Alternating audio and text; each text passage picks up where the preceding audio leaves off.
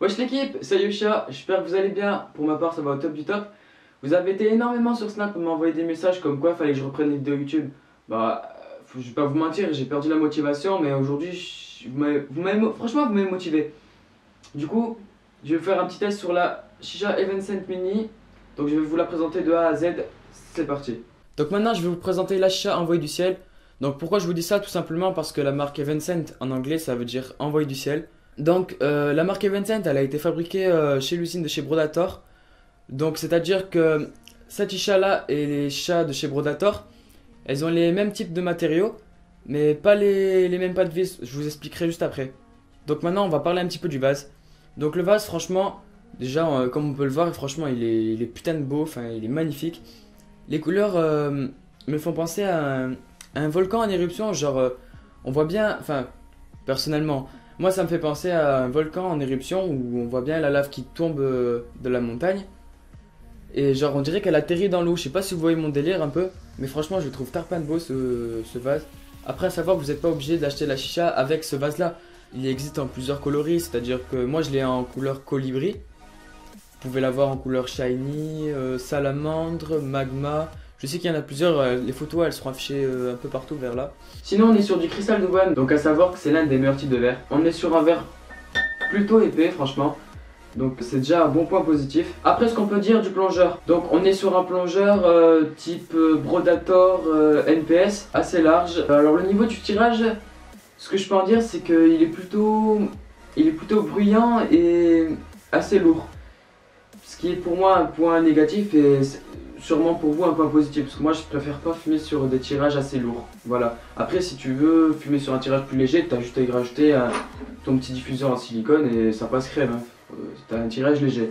Bon maintenant le pas de vis franchement il y a rien à dire du tout. Franchement il a été super bien travaillé ce pas de vis. C'est à dire que la colonne elle s'emboîte directement dessus. T'as juste maintenant à visser 3 quarts du tour et c'est fini. Hein. Sur la colonne on peut y retrouver une sortie de tuyau en 18, 2 bouchons et une soupape. Donc si on enlève les bouchons et la soupape on y rajoute une sortie de tuyau, on peut customiser le tout. Donc c'est à dire que tu pourras y rajouter après si tu veux tes connecteurs en verre avec tes soupapes en verre. Après ce que tu peux dire aussi sur la colonne c'est qu'elle est en acier inoxydable. Tu peux aussi réduire la taille de ta colonne, c'est à dire que tu dévisses juste cette partie là. Tu dévisses ça. Et par contre tu ne pourras pas y insérer l'adaptateur en 18. Tu peux comme ceci et tu visses. Ce qu'on peut dire sur la colonne, c'est qu'on a un petit adaptateur en 18 ici.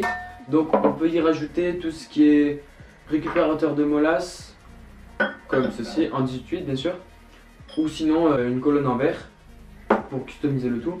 Après sur l'assiette, donc on est sur une assiette assez plate, assez large on va dire. Donc franchement il n'y a rien à dire dessus, on peut y déposer ses charbons, ça va laisser aucune trace dessus. Donc c'est une Shisha à 159 € fournie sans tuyau et foyer. Donc je pense qu'on a tous un petit foyer et un tuyau en silicone qui traîne chez nous. Hein. Parce que je pense pas qu'on va acheter une Shisha à ce prix là en tant que débutant. Du coup les points positifs et négatifs que je pourrais relever. Donc je vais commencer tout simplement par le plongeur, donc le tirage. Donc franchement déjà pour le prix de 160 €, ils auraient pu y rajouter un diffuseur qui se visse quoi.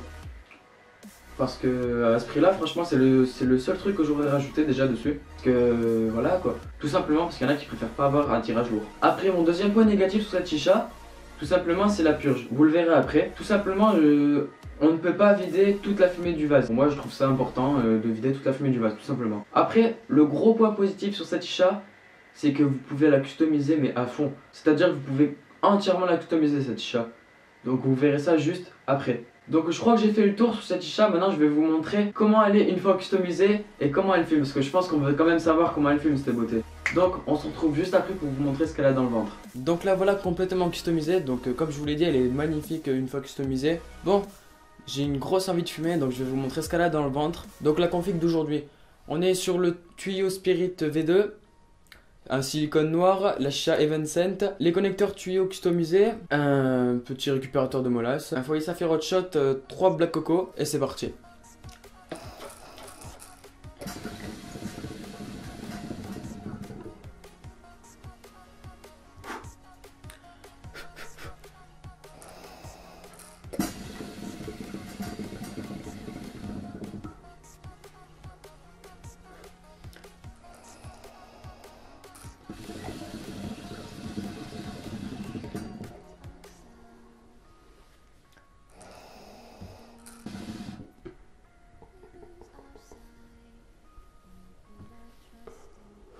Donc comme tu as pu l'apercevoir, on va dire qu'elle filme plutôt bien. Donc je vais te laisser sur 3 dernières lattes, histoire de te montrer encore une fois comment elle filme bien.